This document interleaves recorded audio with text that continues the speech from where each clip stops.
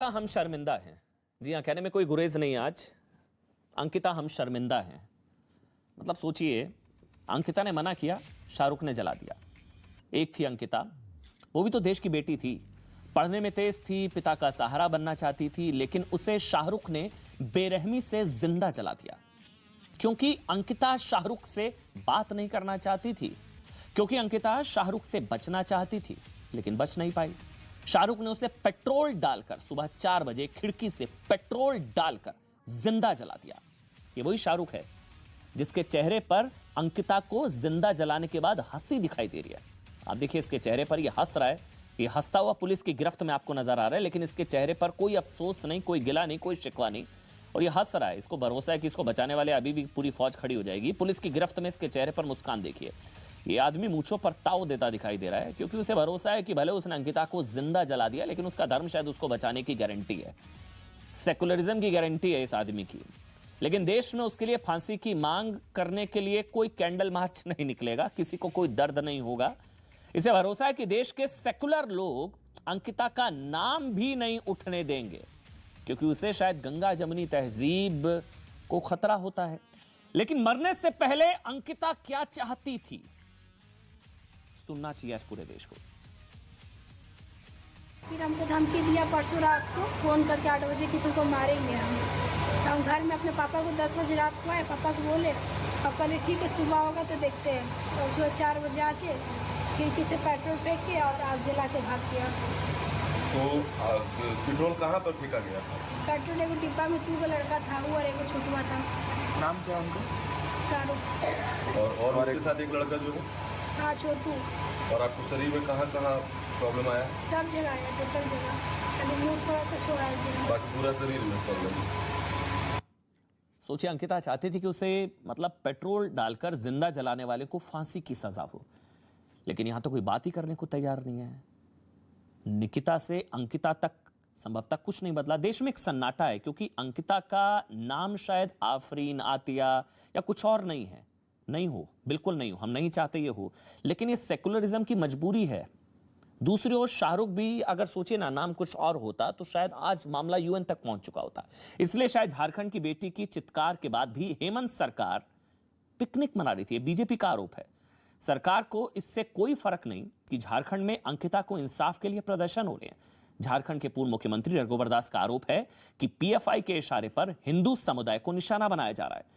झारखंड में जिहादी प्रयोग हो रहे हैं और हेमंत सोरेन इसलिए मौन है क्योंकि वो उनका वोट बैंक है, ऐसा आरोप है।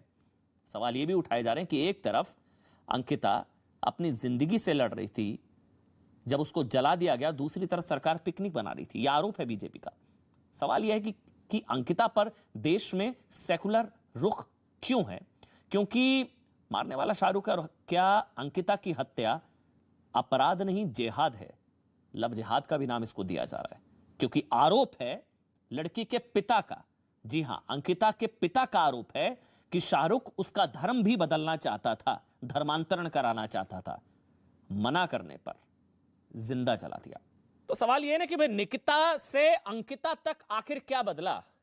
निकिता से अंकिता तक आखिर क्या बदला? मेरे साथ कपिल मिश्रा, भारतीय जनता पार्टी के नेता हैं, वो मेरे साथ इस वक्त लाइव जुड़ चुके हैं। कपिल, बहुत बहुत स्वागत आपका। आपकी बात भी हुई है, अंकिता के फैमिली से भी आपने बात करी है, उनके पिता से भी आपकी बात हुई है। मेरे साथ शिवम यहाँ स्टूडियो में है, मेरे साथ कलीमुल्लाह हाफिज साहब है, ऑल इंडिया एमआईएम से है, इसके अलावा शुभराज मेरे साथ है। बहुत बड़ा पैनल है। लेकिन कपिल, मैं आप ही से शुरू कर रहा हूँ। आपकी बात हुई फैमिली से, आपकी उनके पिता से बात हुई, क्या बात हुई? जी अमन जी, मेरी आज बात हुई है अंकिता के पिताजी से, और जो भी कुछ हुआ है बहुत ही दिल दहलाने वाली घटना है, क्योंकि बिटिया का मरने से पहले का वीडियो हम सब लोग देख रहे हैं, और किस प्रकार से वो बिलख रही है और एक अपील कर रही है कि जिस प्रकार से मुझे तड़पा तड़पा के मारा गया है, ये शाहरुख को भी इसी प्रकार से उसको सज़ा मिलनी चाहिए। इस पाप की सज़ा शाहरुख को ऐसी मिलनी चाहिए कि लोगों को समझ में आए कितना भयानक अत्याचार किया गया है। और जब मेरी आज अंकिता के पिताजी से बात हो रही थी, तो एक गरीब लेकिन साहसी पिता, एक तेजस्वी बेटी का साहसी पिता, वो उनकी आवाज़ में दर्द भी था, आक्रोश भी था, और एक तरह से हेल्पलेसनेस ये भी थी, लेकिन एक संकल्प भी था कि बिटिया को न्याय दिलाए बगैर मानेंगे नहीं। और उनके सवाल सरकार से भी थे, उनके सवाल इस जिद्द से भी थे जो कि अगर कोई निकिता मना कर दे तो उसको मार दिया जाए, कोई अंकिता मना कर दे तो उसको जला दिया जाए। ये उनकी आवाज़ में ये सवाल भी था कि ये आखिर कब तक चलेगा। मैंने उनके पिताजी को ये आश्वासन दिया है कि पूरा देश उनके साथ है।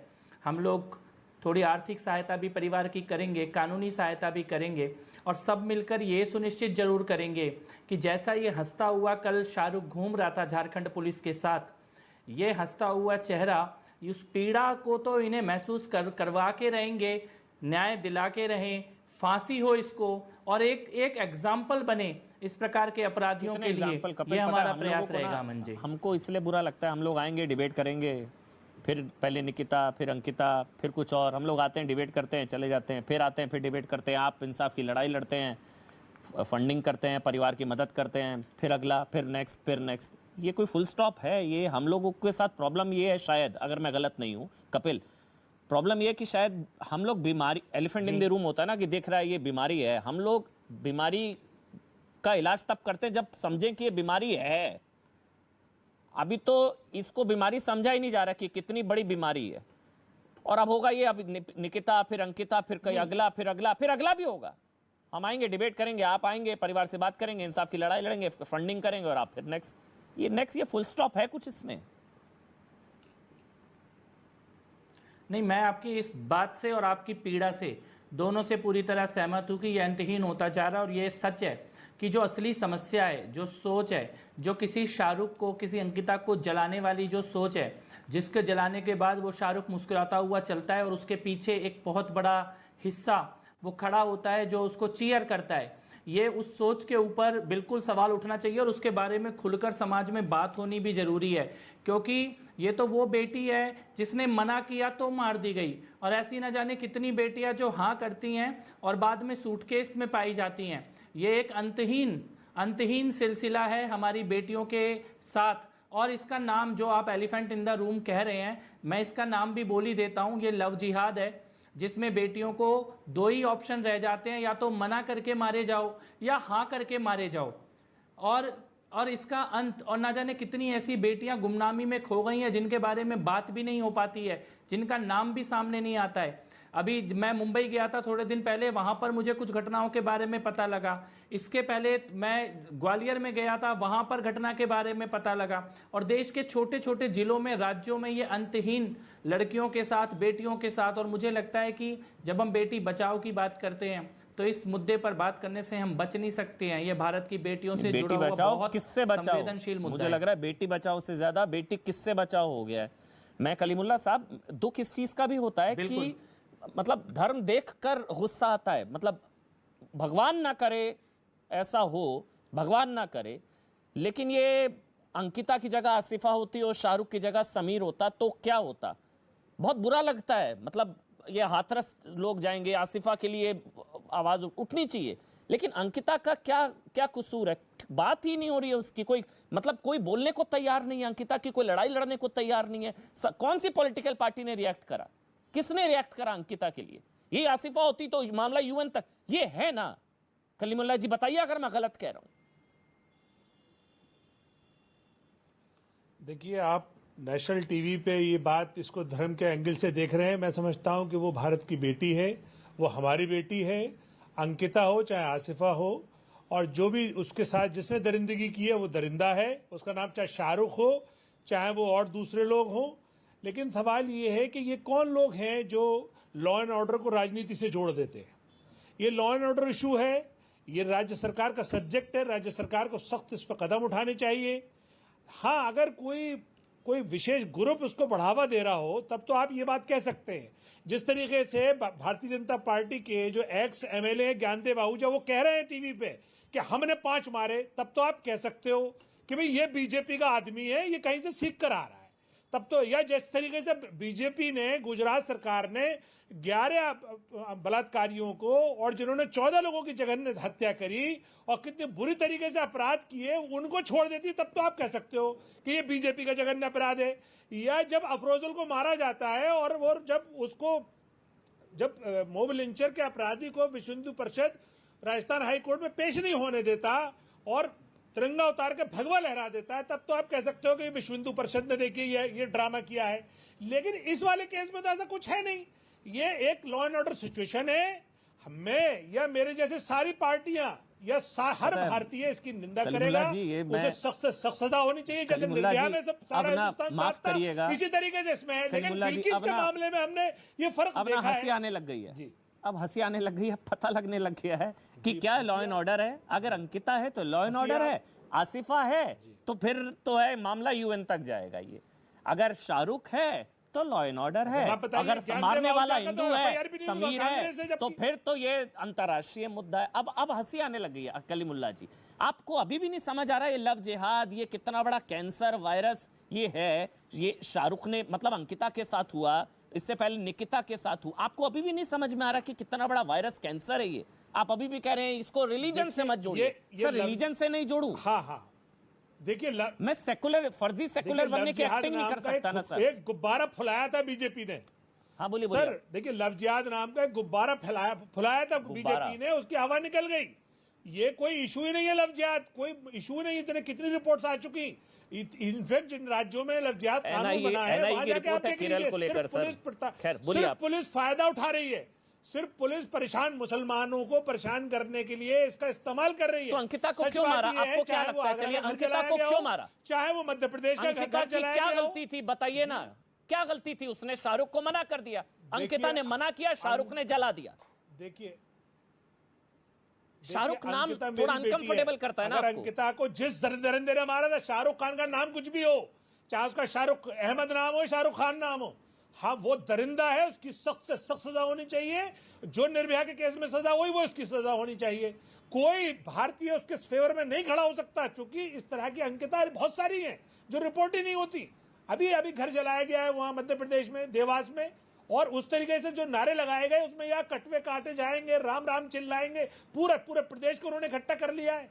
तो देखिए मैं बताऊं आपकी सारी बातें सही हैं, बस मेरे को, मैं एक मिनट रिएक्शन ले रहा हूं। मेरे को बस इस चीज का, कलीमुल्ला जी आप भी जानते हैं ईमानदारी से, ये नाम अगर शाहरुख की जगह समीर होता और बच्ची कोई और नाम धर्म की होती ना, तो अभी तक ओवैसी साहब का बयान आया क्या? ओवैसी साहब का बयान बताइए ना, नहीं फर्क पड़ता ना। अंकिता को जलाकर मार दिया, शाहरुख है ना, बताइए ना, आया स्टेटमेंट नहीं आया? कलीमुल्ला जी आप मानते हैं ईमानदारी से, बस आपको मजबूरी आपको बचाना है, वरना आप अंदर से आप भी जानते हैं बात तो सही है अमन जी, दर्द नहीं हो रहा, मैं क्या करूं? आप भी जानते हैं ईमानदारी से बच्ची का नाम अंकिता है इसलिए सन्नाटा है। मैं क्या बोल रहा हूं, मैं देखिए बैरिस्टर साहब का सिपाही हूं और मैं कह रहा हूं उस दरिंदे को सख्त से सख्त सजा होनी चाहिए। आप प्रोग्राम कर रहे हैं, हम लोग बैठे हैं, आपने हमें बताया ये टॉपिक है, आपको बोलना है, हम आ गए, आने के बाद हम बोल रहे हैं, तो मैं उनका सिपाही हूं बैरिस्टर साहब का। सवाल ये है कि पता ही नहीं है किसी को कि अंकिता के साथ क्या हो गया, बस और कुछ नहीं। कलीमुल्ला जी अब आप, मेरे को प्रॉब्लम है सेलेक्टिव आउटरीच से, मेरे को प्रॉब्लम होती है सेलेक्टिव सेकुलरिज्म से, मेरे को प्रॉब्लम होती है कि पता तक नहीं होता, नाम ही नहीं पता होगा। मैं बता रहा हूं, जब साधुओं की लिंचिंग हो जाती है तो पूछो क्या नाम था, किसी को नाम नहीं पता होता। अंकिता को जलाकर मार दिया, जलाकर मार दिया, सुबह 4 बजे खिड़की से पेट्रोल डालकर जिंदा जलाकर मार दिया उस आदमी ने, शाहरुख ने। लेकिन नाम शाहरुख है या अंकिता है, सूट नहीं करता। लेकिन कपिल, मैं आप ही के पास आ रहा हूं, ये लव जिहाद जैसा गुब्बारा है, ये गुब्बारा है जो अभी कलीमुल्ला जी ने बताया, एक गुब्बारा था वो फूट गया, कुछ नहीं होता, ये हवा बनाते हैं आप लोग। मैं तो अतिकुर रहमान और शुभरास्ता भी जुड़ गई हैं। देखिए सबसे पहले मैं 2 चीज कहना चाहता हूं अमन जी। पहली चीज कि प्रियंका गांधी की चुप्पी क्यों है, राहुल गांधी की चुप्पी क्यों है, ये लोग जो हाथरस गए थे इनकी चुप्पी क्यों है। जब बिटिया तड़प के खत्म हो गई, लेकिन मुख्यमंत्री जो सोरेन, हेमंत सोरेन, उनकी पिकनिक खत्म नहीं हुई, वो वहां पे बोटिंग करते हुए अपनी फोटो डाल रहे थे। अगर ये नाम कोई और होता तो ये सारी गाड़ियां अंकिता के दरवाजे पे खड़ी होती। जहां तक लव जिहाद की बात है, तो ये लव जिहाद किसी पॉलिटिकल पार्टी का दिया हुआ टर्म नहीं है, ये केरल के हाईकोर्ट का बताया हुआ टर्म है। केरल के हाईकोर्ट ने बोला कि लव जिहाद होता है। ये लंदन में वहां के चर्च ने ये बात बोली कि पूरे ग्लोबल ग्रूमिंग जिहाद जिसको बोलते हैं, ये लड़कियों को फंसाना, धर्म परिवर्तन की कोशिश करना, धर्म परिवर्तन कराना और उसके कुछ समय बाद उनको या तो मार देना या गायब कर देना। ये भारत के लगभग हर शहर और हर जिले में रिकॉर्डेड ऐसे इंसिडेंट हो रहे हैं। अभी तो उत्तर प्रदेश में इसके लिए कानून भी बनाया गया है। तो ये एक लीगल टर्म है जो केरल के हाईकोर्ट के द्वारा शुरू किया गया है। केरल के हाईकोर्ट ने सबसे पहले इसके बारे में बात की है। मोनिका अरोड़ा जी ने पूरी एक किताब लिखी है जिसमें लव जिहाद के केसेस को डॉक्यूमेंट किया है, जिसमें लड़कियों ने खुद आके अपने बारे में बताया है। तो यहाँ पर अगर कोई मौलाना साहब आकर बोले कि लड़कियां झूठ बोल रही हैं, बेटियां झूठ बोल रही हैं, जिनके ऊपर अत्याचार हुआ वो झूठ बोल रहे हैं, जिनको जलाने की कोशिश हुई वो झूठ बोल रहे हैं, सब झूठे हो गए और आप सच्चे हो गए। मुझे लगता है इतनी गंभीर समस्या को गुब्बारा कहना ये सीरियस डिस्कशन से बचने की कोशिश है। लव जिहाद एक सीरियस समस्या है भारत की और पूरी दुनिया की, और भारत में बेटियों के ऊपर लव जिहाद के नाम पर बहुत भयानक